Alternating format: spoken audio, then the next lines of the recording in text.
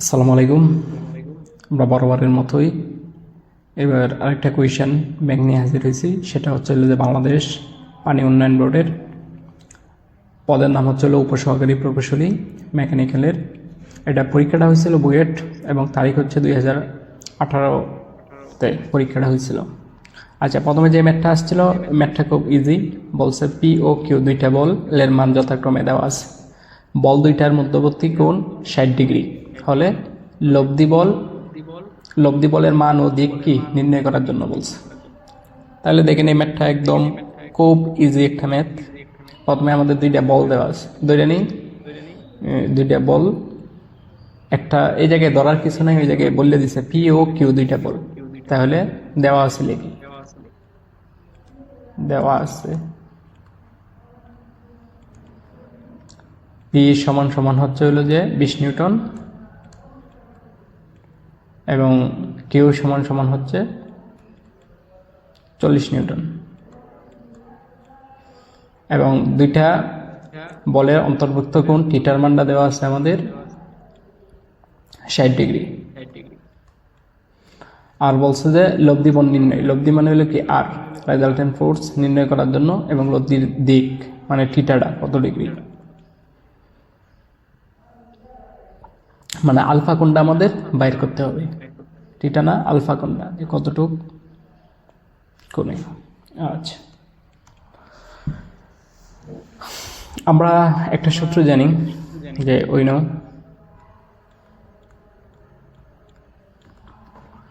যে লব্ধির মান resultant force সমান সমান আর root over P square plus Q square plus 2 PQ cos theta. এই সূত্রটা আমরা সবাই জানি, সামান্তরিকের সূত্র থেকে কি আমরা ওইটা কি প্রমাণ করছি। আচ্ছা, এটা হলো কি লব্ধির মান নির্ণয় করতেছি। আচ্ছা, এখন সবগুলার মান দেওয়া আছে, জাস্ট বসায় দিলে আমাদের লব্ধির মান এসে যাবে। পি এর মান হচ্ছে হলো 20 নিউটন স্কোয়ার প্লাস কিউ এর মান হচ্ছে হলো যে 40 নিউটন প্লাস 2 পি, পি হচ্ছে হলো 20 আর কিউ হচ্ছে 40 ইন্টু কস থিটা হচ্ছে 60 ডিগ্রি। এখন যদি আমরা সেটা কি ক্যালকুলেশন করি তাহলে আসবে হচ্ছে হলো 28000। এখন যদি আমরা রুটটা তুলে দিই তাহলে আমাদের লব্ধির মান আসবে হচ্ছে 52.91 নিউটন। এটাই হচ্ছে আনসার, এটা হচ্ছে আমাদের লব্ধির মান। আচ্ছা, লব্ধির দিক নির্ণয়ের আমরা একটা সূত্র বলছিলাম। লব্ধির দিক হচ্ছে হলো tan আলফা সমান সমান কি, সূত্রটা কি কেউ বলতে পারবেন? আচ্ছা, কিউ সাইন থিটা আর নিচে হচ্ছে হলো কি P plus Q cos theta. এখন যদি আমরা এটা সমাধান করি তো এই জায়গায় যদি আমরা আলফাটা রেখে দিই, টেনটা যদি ওইদিকে যায় তাহলে এটা ইনভার্স আকারে হবে। আচ্ছা, কিউব সাইন থিটা আর নিচে হচ্ছে হলো কি P plus Q cos theta. এখন আমরা মান বসাই দিই। tan ইনভার্স 1, কিউ এর মান আছে হচ্ছে 40, সাইন আমাদের ডিগ্রিটা হচ্ছে হলো 60 ডিগ্রি, তারপরে পি, পি এর মান হচ্ছে হলো 20 প্লাস কিউ হচ্ছে হলো কি 40 cos 60 ডিগ্রি। এটা যদি আমরা ক্যালকুলেশনে এখন করি ক্যালকুলেটর দিয়ে তাহলে আমাদের ডিগ্রিটা আসবে হচ্ছে হলো কি 40.89 ডিগ্রি। এটাই হচ্ছে আনসার। একটা সিম্পল ম্যাথ আসছিল, আশা করি ম্যাথটা বুঝতে পারছেন। আচ্ছা, পরের ম্যাথটা দেখি কি আসছিল। এই জায়গায় দেখেন 20 মিলিমিটার ও 30 মিলিমিটার ক্ষেত্রের কোনো একটা আয়তাকার বস্তুর উচ্চতা দেওয়া আছে হচ্ছে 100 মিলিমিটার হইলে বস্তুর দৈর্ঘ্য বরাবর বস্তুর দৈর্ঘ্য বরাবর, ঠিক আছে, 500 নিউটন টানা বল ক্রিয়া করে, তবে তার দৈর্ঘ্য কতটুকু বৃদ্ধি পাবে সেটা কি নির্ণয় করার জন্য বলছে। আচ্ছা, আমরা বস্তুটা একটু আঁকি, বোঝানোর সুবিধাতে একটু বস্তুটা আমরা আঁকি।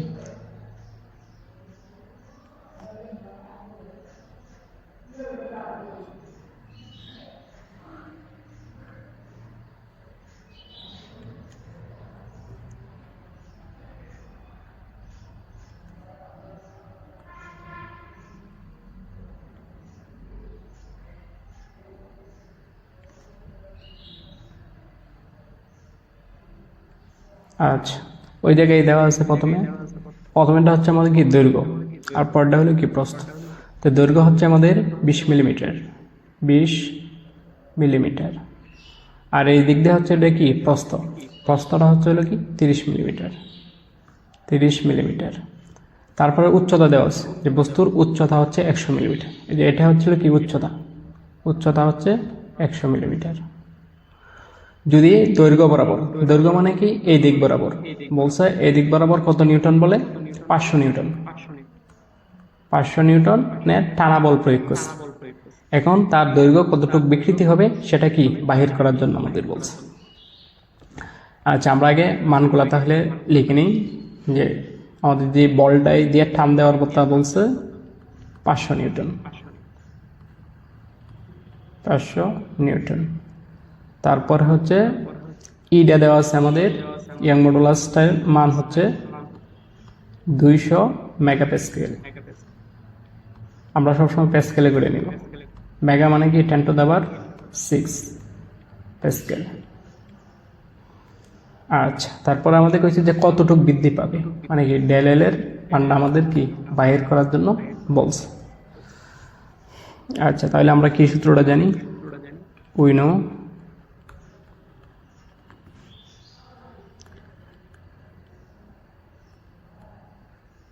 del L সমান সমান FL equal to A।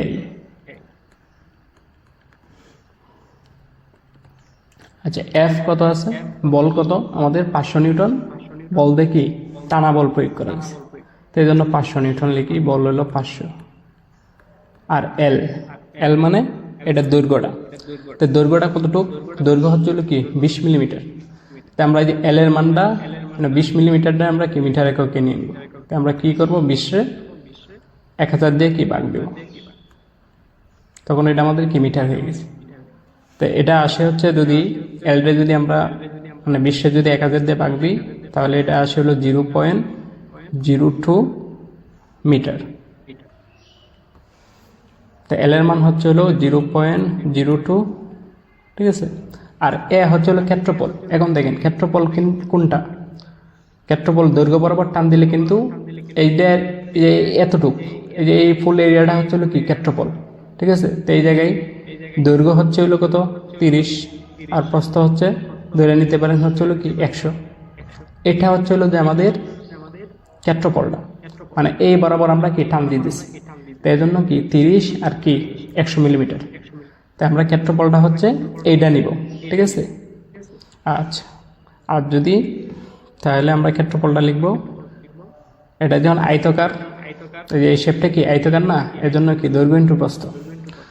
আচ্ছা, তাহলে 30টা যদি আমরা এও করি মিলিমিটারে নিই, 0.03, আর 100 যদি আমরা মিটারে প্রকাশ করি 0.1, ইন্টু এর মান হচ্ছে 200 মেগাপ্যাসকেল। মেগাটারে আমরা কি সিধা প্যাসকেল, এর জন্য কি 10⁶। এখন যদি শুধু আমরা ক্যালকুলেশন করি, তাহলে আমাদের বিকৃতিটা চলে আসবে। তা আমাদের বিকৃতিটা আসছে মিটারে হচ্ছে 0.0040, তারপর হলো কি 6167 মিটার। এটা আমরা যদি মিলিমিটারে প্রকাশ করি তাহলে আসবে হলো কি 0.0167 মিলিমিটার। এটা হচ্ছে হলো যে আমাদের কি আনসার। আপনি মিটারে আনসার দিতে পারেন, কোনো অসুবিধা নেই। তাই আমাদের কতটুক দৈর্ঘ্য বৃদ্ধি পাবে টান দিলে, এই যে বস্তু আছে এটা যদি আমরা টার্ম দিই তাহলে কতটুকু বৃদ্ধি পাবে? 0.0167 মিলিমিটার। আশা করি বুঝতে পারছেন। আচ্ছা, পরের ম্যাথটা দেখি। এই জায়গায় আমাদের বলছে যে 1 টন অফ রেফ্রিজারেশনকে কিলোওয়াট এবং কি বিটিইউতে কি প্রকাশ করার জন্য। এটা হলো একটা ইউনিট কনভার্সন। আশা করি আপনারা ইউনিট কনভার্সনটা কি পারবেন। আচ্ছা, আমি তারপরে করে দিচ্ছি যে লেখি 1 টন রেফ্রিজারেশন। ও আমাদের আগে একটু জানতে হবে যে 1 টন সমান সমান 1 টন সমান সমান হচ্ছে 907 কেজি, 907 কেজি। 1 টন সমান সমান হলো কি 907 কেজি। এটা হচ্ছে কি রেফ্রিজারেটরের ক্ষেত্রে। আর 907 কেজি সমান সমান হচ্ছে কি 2000 পাউন্ড। ঠিক আছে, 907 কেজি সমান সমান কি 2000 পাউন্ড। আচ্ছা, 1 টন রেফ্রিজারেশন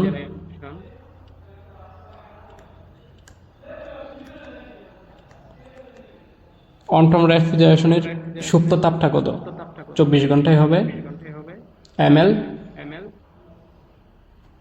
এটা দিয়ে আমরা 24 ঘন্টা হিসাব করি ইন 20 আওয়ার। এই জায়গায় আমরা মান বসাই। বরফ গলনের সুপ্ত তাপ আপনারা জানেন, বরফ গলনের সুপ্ত তাপ হচ্ছে হলো কি 335 কিলোজুল বাই, ঠিক আছে, কেজি। আচ্ছা, তাহলে আমরা এম এর মান তো জানি যে 1 টন রেফ্রিজারেশনের মানে কি 907 কেজি। আর বরফ গলনের সুপ্ত তাপ হচ্ছে হলো কি 335। আচ্ছা, এটা হলো কি 24 ঘন্টায়। আমরা তো এভাবে করব, মানে ওয়ার্ডে নিব। ইউনিটটা আমাদের হচ্ছে হলো কি কেজি, আর ওই জায়গায় হলো কি কিলোজুল বাই কি কিলোজুল বাই কেজি। আমরা তো হচ্ছে হলো যে কিলোওয়ার্ডে নিব, ঠিক না? তাহলে ওই জায়গায় আছে হলো 24 ঘন্টা। তো ঘন্টাটার আমরা কি সেকেন্ডে নিয়ে নিব। 24 ঘন্টারে আমরা কি সেকেন্ডে নিয়ে নিব। যদি আমরা সেকেন্ডে নিই, ঠিক আছে, তাহলে কি 24, তাহলে 1 ঘন্টা সমান সমান হলো কি 3600 সেকেন্ড। তো আমাদের সেকেন্ডে হয়ে গেল, ঠিক আছে। এটা যে আমরা 24 ঘন্টা হিসাব করতেছি, তাহলে এটা হচ্ছে যে এখন ইউনিটটা কেজি দিয়ে কাটা দিই, তে কিলোজুল বাই সেকেন্ড, ঠিক আছে। কিলোজুল বাই সেকেন্ড সমান সমান হলো কি কিলোওয়াট আমরা লিখতে পারি। তো এটা যদি ক্যালকুলেটরে দিয়ে আমরা ক্যালকুলেশন করি, তাহলে আমরা এটা পাবো 3.5 কিলোওয়াট। আশা করি বুঝতে পারছেন। আচ্ছা, কিলোওয়াট ইউনিটে আমরা কি প্রকাশ করে ফেলছি। এখন আমাদের বিটিইউ ইউনিটে কি কনভার্ট করতে হবে। তাই আমরা আরেকটা জিনিস জানি যে 1 কিলোওয়াট সমান সমান কত বিটিইউ, কেউ কি বলতে পারেন? আচ্ছা, না হলে আমি বলে দিচ্ছি 3412.14 বিটিইউ। 3412.14 বিটিইউ, এটা একটু মুখস্থ রাখবেন। একসময় আপনাদেরকে ইউনিট কনভার্সন সম্পর্কে কি ক্লাস নিব না, বিস্তারিত ওইটার মধ্যে বুঝিয়ে দিব। এটা খুব সহজে বের করা যায়, মুখস্থ লাগে না আপনার কাছে। আচ্ছা, এখন যদি আমরা বিটিইউ এককে নিতে চাই, জাস্ট খালি 1 কিলোওয়াটের জায়গায় এটা যদি আমরা গুণ করে দিই, তাহলে আমাদের কি বিটিইউতে কি চলে যাবে। তাহলে কি 3.5 কিলোওয়াটের সাথে যদি আমরা, ঠিক আছে, ওইটার সাথে যদি আমরা 3412.14 যদি বিটিইউ যদি আমরা গুণ করি, তাহলে আমাদের কি বিটিইউ ইউনিটে চলে যাবে আসে। আচ্ছা, আমরা এখন কি বিটিইউ ইউনিটে কনভার্ট করতেছি। তো আমরা জানি তো 1 কিলোওয়াট সমান সমান হলো কি 3412.14 বিটিইউ। তো এটা দিয়ে গুণ দিয়ে দিই, তাহলে 3.5 কিলোওয়াট সমান সমান কত হবে? 3400, ঠিক আছে, 12.14। এটা যদি আমরা গুণ দিই, তো এই জায়গায় আমাদের আসতে হলো কি বিটিইউ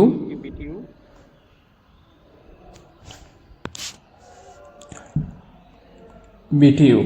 এই জায়গায় আমরা একটা মিস্টেক করছি যে 1 কিলোওয়াট সমান হচ্ছে হলো কি 3412.14 বিটিইউ বাই আওয়ার, মানে ঘন্টায়। এটা ঠিক আছে, ঘন্টায়। তাহলে ওই জায়গায় আমাদের এককটা হচ্ছে হলো কি ঘন্টায়। তো এখন যদি আমি এটা গুণ দিই তাহলে আমার ওই জায়গায় আসতেছে হচ্ছে 11,94942 ইন্টু 49 বিটিইউ, মানে ঘন্টায় এত। ঠিক আছে, আর বিটিইউ এককে আমরা কি প্রকাশ করছি যে 1 টন রেফ্রিজারেটর ঘন্টায় কত বিটিইউ করবে, মানে শক্তি উৎপন্ন করবে, সেটা হচ্ছে হলো কি 11,942 পয়েন্ট কত 49। আশা করি বুঝতে পারছেন, না বুঝলে আবার দেখবেন ভিডিওটা। আচ্ছা, পরেরটা দেখি। দেখেন এই জায়গায় আমাদের 4 নম্বর একটা খুব সহজে একটা ম্যাথ দিছে যে একটা হিট পাম্প এবং রেফ্রিজারেটরের সর্বনিম্ন ও সর্বোচ্চ তাপমাত্রা যথাক্রমে 18 ডিগ্রি এবং হলো কি 50 ডিগ্রি সেলসিয়াস। মানে বের করতে হবে আমাদের, কি করতে হবে যে হিট পাম্পের কফটা কত এবং রেফ্রিজারেশনের কি কফটা কত। আচ্ছা, কফ আপনারা জানেন কোএফিসিয়েন্ট অফ পারফরমেন্স। আচ্ছা, আমাদের ডাটাগুলো লিখে নিন কি আসছে, গিভেন ডাটা। তো আমরা দেখেন ওই জায়গায় মিনিমাম তাপমাত্রাটা টি মিনিমাম আমরা কত পাইতেছি যে 273 সাথে যদি 18 গুণ দিই আমরা এটা কি কেলভিন এককে নিয়ে যাব। কেলভিন এককে নিয়ে যাব। তো কেলভিন এককে যদি নিয়ে যাই তাহলে কত আসে, 18 সাথে আমরা 273 কি যোগ করব, তাহলে আমাদের তাপমাত্রাটা কি কেলভিন এককে চলে যাবে। তাহলে যদি কেলভিন এককে চলে যায় তাহলে কি 291 কেলভিন হলো মিনিমাম। আর টি ম্যাক্সিমাম হচ্ছে 50 ডিগ্রি প্লাস 273 সমান এই জায়গায় আসতেছে আমাদের সর্বোচ্চ তাপমাত্রা আসতে হলো কি 323 কেলভিন। এখন আমরা জানি যে যে হিট পাম্পের কফ এটা এস, এটার সূত্রটা আমরা জানি টি ম্যাক্সিমাম, আর ওই জায়গায় টি ম্যাক্সিমাম নিচে হচ্ছে টি ম্যাক্সিমাম মাইনাস হলো কি টি মিনিমাম। তো এখন যদি আমরা মান বসাই দিই তাহলে কি খুব সহজে এসে যাবে যে 323 আর ওই জায়গায় হচ্ছিল কি টি ম্যাক্সিমাম 323 আর 291 হলো মিনিমাম। তো এটা যদি আমরা সলভ করি তাহলে আমাদের হিট পাম্পের জন্য কফ আসতেছে 10.09। আচ্ছা, এখন আমরা রেফ্রিজারেটরটা কফটা নির্ণয় করি। again cough of refrigerator. তো রেফ্রিজারেটরটা ক্ষেত্রে হলো কি টি মিনিমাম আর নিচে হচ্ছে হলো কি টি ম্যাক্সিমাম মাইনাস টি মিনিমাম। তো এখন যদি আমরা মান বসাই, টি মিনিমামের মান হচ্ছে হলো কি 291 আর টি ম্যাক্সিমামের মান হচ্ছে হলো কি 323 আর টি মিনিমামের মান হচ্ছে হলো কি 291। তাহলে এটা যদি আমরা ক্যালকুলেশন করি তাহলে আমাদের রেফ্রিজারেটরের ক্ষেত্রে কফ আসবে হচ্ছে হলো কি 9.09। এটাই হচ্ছে হলো কি আনসার। আর হিট পাম্পের ক্ষেত্রে কফ হচ্ছে 10. ঠিক আছে 09। তো আমরা জানি কি রেফ্রিজারেটর থেকে 1+ বেশি হচ্ছে হলো কি সবসময় হিট পাম্পের কি কফ। দেখেন ওই জায়গায় রেফ্রিজারেটর হচ্ছে হলো কি 9.09 আর হিট পাম্পের কফ হচ্ছে হলো কি 10.09। তাহলে কি রেফ্রিজারেটর থেকে 1 বেশি হিট পাম্প। ঠিক আছে, আচ্ছা আশা করি বুঝতে পারছেন। আচ্ছা, পরে দেখেন আমাদের একটা ম্যাথ আসছে হাইড্রোলিক্সের, খুব একটা ইম্পর্টেন্ট ম্যাথ, বিভিন্ন চাকরি পরীক্ষা এটা সব সময় আসে। একটা হাইড্রোলিক্স প্রেসের প্রাইমারি বেসটা দেওয়া আছে এবং প্লাঞ্জারের বেস দেওয়া আছে। প্রাইমারি বেস এবং কি প্লাঞ্জারের বেস দেওয়া আছে। র্যামের উপর বস্তুর ভর 200 কেজি, ঠিক আছে, হলে প্লাঞ্জারের উপর কি পরিমাণ, ঠিক আছে কি পরিমাণ বল প্রয়োগ করতে হবে, মানে 200 কেজি তোলার জন্য কি পরিমাণ প্লাঞ্জারে কি বল প্রয়োগ করতে হবে। আচ্ছা, এটা তো আপনারা বুঝেনি, ঠিক আছে। আচ্ছা, দেখি তাহলে আমরা সমাধান করি। গিভেন ডাটা কি কি দেওয়া আছে, গিভেন ডাটা।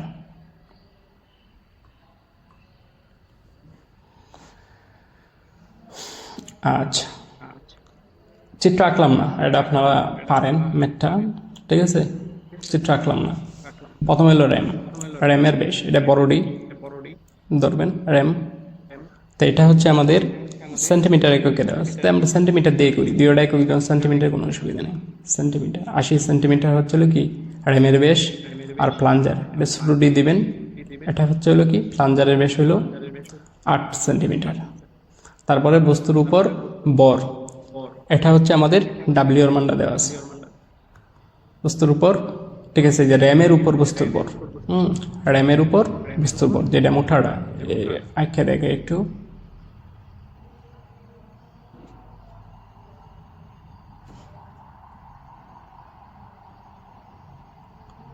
আচ্ছা, যাই হোক, চিত্রটা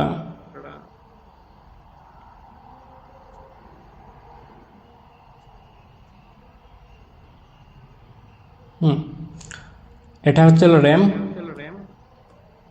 আর এটা হচ্ছে আমাদের কি প্লাঞ্জার। না, এটার উপর আমাদের কতটুক বল দিতে হবে সেটাই কি আমাদের নির্ণয় করার জন্য বলছে, ঠিক আছে। মানে এই বস্তুটারে ডাব্লিউ অর্ডারে তুলতে র্যামের উপর কতটুক কি চাপ দিতে হবে, মানে আমাদের প্লাঞ্জারের উপর কি কতটুক চাপ দিতে হবে। মানে 200 কেজি তুলতে আমাদের প্লাঞ্জারে কতটুক চাপ দিলে সে কি 200 কেজি বল তুলতে পারবে, আমাদের বলটা এফটাই কি নির্ণয় করার জন্য বলছে। আচ্ছা, 200 কেজি হচ্ছে হলো র্যামের বল, আর প্লাঞ্জার হলো কি এফ সমান সমান হচ্ছে হলো কি 0, না এফ সমান সমান আমরা কি বাইর করব। তাই দেখ, আমরা সূত্রটা জানি, ওই নো কি জানি যে ডাব্লিউ বাই এ, এটা হচ্ছে প্লাঞ্জারের, ঠিক আছে, চাপ, না র্যামের চাপ, আর এটা হচ্ছে আমরা জানি এফ বাই সুডতের এ। আচ্ছা, ডাব্লিউ সমান সমান হচ্ছে হলো 200, আর এ হচ্ছে র্যামের ক্ষেত্রফল, র্যামের ক্ষেত্রফলটা হচ্ছে পাই ডি স্কোয়ার, ঠিক আছে। পাই এটা গোলাকার যে কোনো এর জন্য কি পাই ডি স্কোয়ার বাই 4। আচ্ছা, তারপর আমাদের প্লাঞ্জার, প্লাঞ্জার হলো এফ, আর আমরা ডিটা বসাই দিই, বড় ডি না, বড় ডির মানটা কত আছে আমরা একেবারে বসাই দিই, একবারে বসাই দিই। এই জায়গায় আমাদের ক্ষেত্রফল আছে হচ্ছে বড় ডি হচ্ছে হলো কি 80 পর স্কোয়ার, আর এই জায়গায় 5/4 ইন্টু ছোট ডি হচ্ছে হলো কত, মানে প্লাঞ্জারের ব্যাসটা হচ্ছে হলো যে আমাদের 8, এর জন্য কি স্কোয়ার।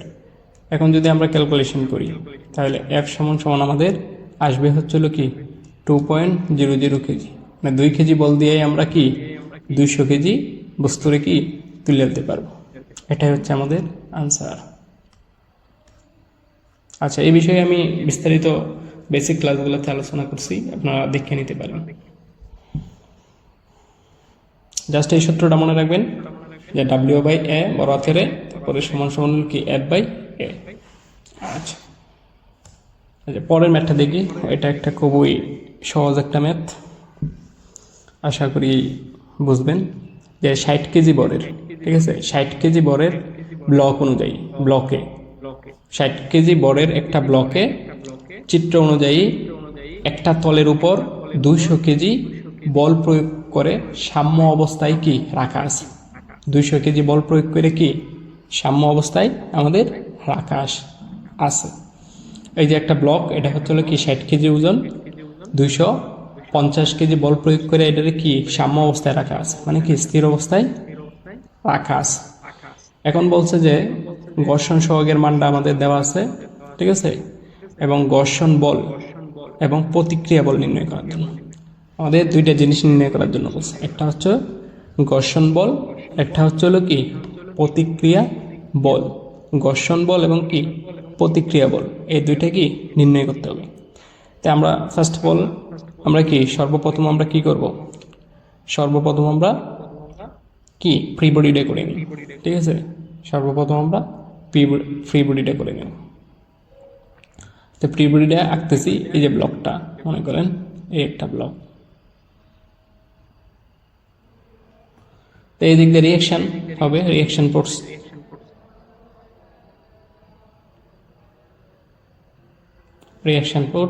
রিয়াকশনটা আমরা এন দ্বারা প্রকাশ করতেছি। আর এটা বডটা ঠিক এটা দুই মাঝখান ধরেন, ঠিক আছে। ঠিক আমাদের কি হবে, এই নিচের দিক বরাবর কি ক্রিয়া করবে, কত 160 কেজি। আর এটা কত ডিগ্রি কোণে, এটা ডিগ্রিটা হবে হলো কত 30 ডিগ্রি কোণে, ঠিক আছে। এই যে এটার জায়গায় যদি আমি ফ্রি বডিটা করি, দেখেন এটা 30 ডিগ্রি কেমনে আছে, এই বডটা কি ঠিক এইদিকে, ঠিক আছে। তো এটা যদি 90 ডিগ্রি হয়, দেখেন এটা যদি 90 ডিগ্রি একটা কোণ হয়, এটা যদি 30, তাই আমরা ত্রিভুজের 3 কোণের সমষ্টি কত জানি 180 ডিগ্রি। এটা যদি 90 হয়, এই কোণটা কত হবে, এই কোণটাও আমাদের কি 30 ডিগ্রি হয়। দেখেন এটা যদি আমাদের, আচ্ছা আমি একটা অন্য কলম কালি ইউজ করি, দেখেন আমাদের এটা যদি কি 90 ডিগ্রি হয়, ঠিক আছে। আর এই কোণটা আমাদের দেওয়া আছে কত 30, তো 90 প্লাস 30 সমান কত হয়েছে এই জায়গায় 120 ডিগ্রি। তাই আমাদের এই কোণটা কত হবে, এই কোণটা হবে আমাদের কত 60 ডিগ্রি। 60 ডিগ্রি হলে তো 180 ডিগ্রি হবে, ঠিক না। ত্রিভুজের 3 কোণের সমষ্টি কি 180 ডিগ্রি। তো এটা যদি 60 ডিগ্রি হয়, তো এন থেকে এটা হচ্ছে হলো 90 ডিগ্রি টোটাল, এটা হচ্ছে হলো কি 90 ডিগ্রি। তাই এই যে এই কোণটা হচ্ছে আমাদের কি 60 ডিগ্রি, আর এটা তাহলে কত হবে 30 ডিগ্রি। আশা করি বুঝতে পারছেন প্রিপোজিট কি জন্য এটা কি আমি 30 ডিগ্রি দিলাম। আচ্ছা দেখেন এইদিকে একটা বল দেওয়া আছে, এইদিকে একটা বল দেওয়া আছে, সেই বলটা হলো কি 30 ডিগ্রি কোণে, এই যে অ্যাঙ্গেলটা হচ্ছে হলো কি 30 ডিগ্রি, এই অ্যাঙ্গেলটা হচ্ছে 30 ডিগ্রি। আচ্ছা আমি এটা এইভাবেই দিলাম, ব্লকটারে ধরে আছে কত 250 কেজি, এটা 30 ডিগ্রি কোণে। কোণটা কত, যে এটার সাপেক্ষে দেখেন, এটার সাপেক্ষে তাহলে এটা কতটুকু আসে 30 ডিগ্রি। আচ্ছা ফ্রি বডিটা আশা করি বুঝতে পারছি। এখন আমাদের বলটা ধরে রাখছি, তাহলে আমাদের এই দিক দিয়ে কি আমাদের ঘর্ষণ বলটা কি করতেছে, বাধা দিতেছে। তাই আমাদের এই দিকে কি ঘর্ষণ বল বাধা দিতেছে, এটা হচ্ছে হলো কি এফ দিলাম ফ্রিকশন। এটা হচ্ছে আমাদের কি ফ্রি বডি হয়েছে টোটাল। এখন আমরা সাম্য অবস্থা সূত্রগুলো দিয়ে আমরা খুব সহজেই করে দিতে পারি ফ্রি বডিটা থেকে। যে এক্স অক্ষ বরাবর দেখেন এই দিক দিয়ে হচ্ছে হলো এক্স অক্ষ, ঠিক আছে। আর এই যে এই দিক দিয়ে বেঁকাটা হচ্ছে এটা কি ওয়াই অক্ষ। আচ্ছা এক্স অক্ষ বরাবর বলগুলোর হয়ে আমরা যদি এইভাবে ধরি সামেশন অফ এফ এক্স, মানে কি আণবিক অক্ষ বরাবর বলগুলো ডিরেকশন দিলাম ওই দিকে, যে এই বলগুলো সব হলো কি পজিটিভ। তাহলে দেখেন আমাদের ফার্স্ট অফ অল আমরা এই বলটা পাচ্ছি, তো এই বলটা আমাদের কি হবে, এই বলটা আমাদের হয়ে যাবে কি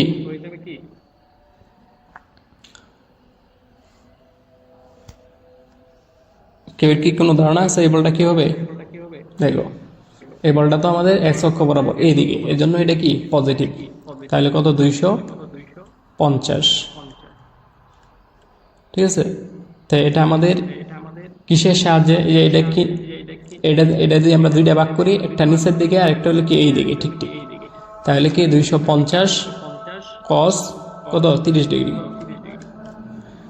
তারপরে আমাদের একটা বল কোনটা আছে, এই বলটা, এটা কি ঠিক এই দিকে আসতেছে, এজন্য কি মাইনাস, এটা বিপরীতে আসতেছে। আমরা ধরছি তো ডিরেকশন এই দিকে, মানে এইগুলা যত এই দিকে যতগুলা যাবে এগুলো পজিটিভ, এর বিপরীতে যেগুলো আসবে নেগেটিভ। তো ফ্রিকশন বলটা আমাদের কি নেগেটিভ, তো এস এফ মাইনাস। তারপরে আমাদের একটা নিচের দিকে একটা বল আছে, দেখো এই বলটা যদি দুইটা উপাংশে ভাগ করি, একটা এই দিকে যাবে আর একটা কি নিচের দিকে যাবে, ঠিক না? তাহলে এই বলটা 160, এটাও কি আমাদের নেগেটিভ দিক দিয়ে কাজ করতেছে। দেখো ডিরেকশন কি এদিকে, তাহলে এদিক দিয়ে তো আমরা পজিটিভ দিই নাই, আমরা ধরছি ওই দিকে পজিটিভ, তাহলে হচ্ছে 160, ঠিক আছে। আর এটা তো এক্স অক্ষের সাথে না, কোনটা ওয়াই অক্ষের সাথে, এজন্য কি সাইন হবে, সাইন কত 30 ডিগ্রি। আর কোনো আমাদের আছে, আর কোনো আমাদের বল নাই, এজন্য কি 0। এইখান থেকে দেখো শুধু কি আমরা ঘর্ষণ বলটা পাই, ঘর্ষণ বল ছাড়া অন্য কিছু নেই। তাই দেখো আমাদের ঘর্ষণ বলের উত্তর হয়ে গেছে এস এফ সমান সমান হচ্ছে, যদি এটা যদি তুমি ক্যালকুলেটারে ক্যালকুলেশন করো তাহলে 136.5 কেজি পাবা। এটাই অ্যান্সার ঘর্ষণ বলের। এখন দেখো আমাদের ঘর্ষণ বল বলে নাই, শুধু প্রতিক্রিয়া বল, মানে আমাদের এন্ডা বাইর করতে হবে, মানে রিয়াকশনটা কি বাইর করতে হবে, যে আমরা প্রতিক্রিয়া বল আমাদের কি কতটুকু। আচ্ছা দেখো প্রতিক্রিয়া বল যদি আমরা করি তাহলে আমরা ওয়াই অক্ষ উলম্ব অক্ষ বরাবর 2 সামেশন অফ এফ ওয়াই সমান সমান কি 0। উপর দিকে যে বলগুলো সেগুলো কি পজিটিভ। এখন দেখো আমাদের তাহলে কি কি বলগুলো আছে। ফার্স্ট অফ অল একটা বল আছে, যদি এটা থেকে হিসাব করো এটা কি একটা নিচের দিকে গেছে না, এজন্য কি এটা মাইনাস, ঠিক আছে। আর এটা তো এক্স অক্ষের দিকে ছিল বলটা, এজন্য এটা সাইন থিটা হবে, এক্স অক্ষ সাথে কি ছিল, তাহলে এটা হবে মাইনাস 250 সাইন 30, ঠিক আছে। এই বল শেষ। তারপরে আমাদের হিসাব হবে কি এই বলটা, এই বলটা দেখো এটাও একটা কি নিচের দিকে গেছে, এজন্য এটাও কি মাইনাস 160 কস, এটা দেখো ওয়াই অক্ষের সাথে, এজন্য কি কস হয়েছে, আমরা ওয়াই অক্ষ বরাবর ধরছি, এজন্য কি কস, কস 30 ডিগ্রি, ঠিক আছে। তারপরে হচ্ছে দেখো আরেকটা বল হচ্ছিল কি উপরমুখী, এটা হলো কি রিয়াকশন বল, প্লাস এন সমান সমান হলো কি 0। তো এখান থেকে যদি তুমি এন বাইর করতে চাও, রিয়াকশন ফোর্সটা বাইর করতে চাও, তাই আর সমান সমান আমাদের আসবে হচ্ছে হলো 263.56 কেজি। এটা হলো আমাদের কি আনসার। খুব একটা সহজ ছিল, আশা করি বুঝতে পারছো। আর যদি না বুঝো তাই আমার ভিডিওটা দেখতে পারো।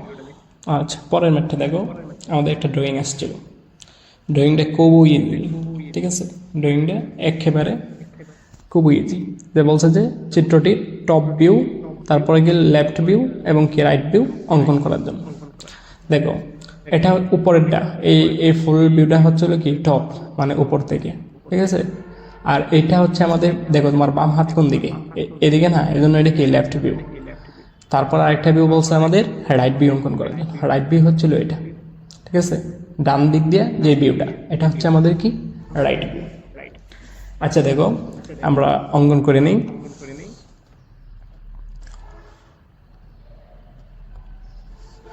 আমরা প্রথমে কি টপ ভিউ অঙ্কন করব। টপ ভিউ দেখো এই দুইটা কি চতুর্ভুজের মতো, দেখো আমরা টপ ভিউটা অঙ্কন করি।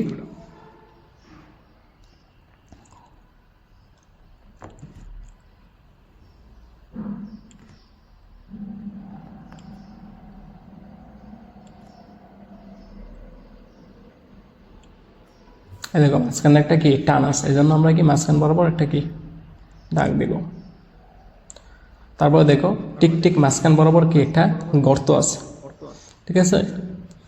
তো হুইল আছে, তো হুইলটার জন্য আমরা কি ডটেড লাইন দ্বারা প্রকাশ করব।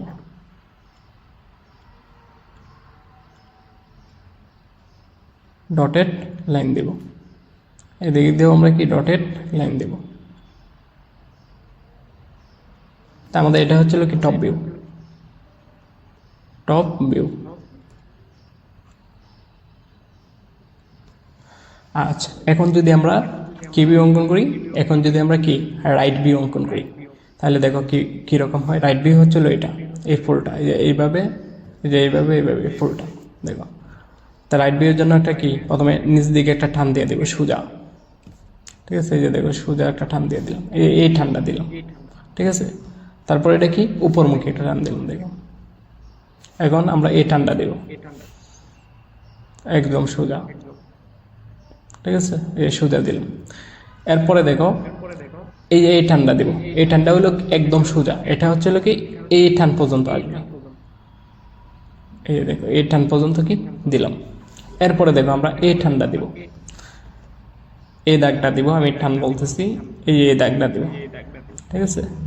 এখন আমাদের এই যে বাঁকা আছে না এটা, এখন এটা আমাদের বাকি রয়েছে, ঠিক এই বরাবর দিব, ঠিক আছে। আর মাঝখানে আমাদের কি একটা গর্ত আছে, ঠিক আছে, গোল দাগ, তাই আমরা কি গর্তটা দিয়ে দিব।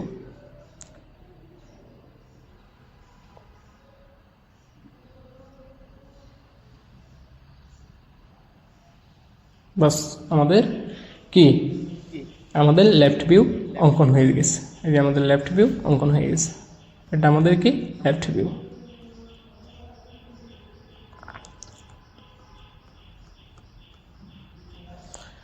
এখন আমরা অঙ্কন করব রাইট ভিউ। এই যে রাইট ভিউ, এটা যদি ঠিক ঠিক উপর মুখে তুলে দিই তাহলে এই ভিউটা কীরকম হবে, এই যে এদিক দিয়ে দেখলে আমাদের ভিউটা কীরকম হবে সেটা কি অঙ্কন করব। তো দেখো এটা যদি আমি ঠিক ঠিক উপর দিকে তুলে দিই তাহলে দেখো এইটা এবং কি এই তলটা দেখা যাবে, এই দুইটা তল কি দেখা যাবে। তাই একদম সিম্পল, এটা যদি এটা টান দেব,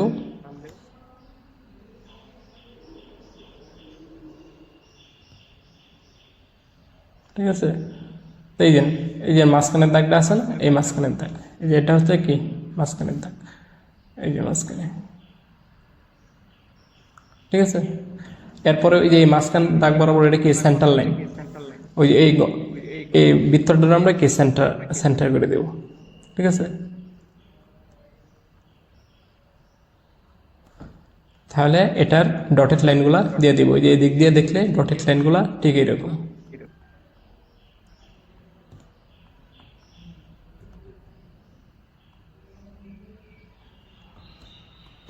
ঠিক আছে, আশা করি ড্রয়িংটা বুঝতে পারছো।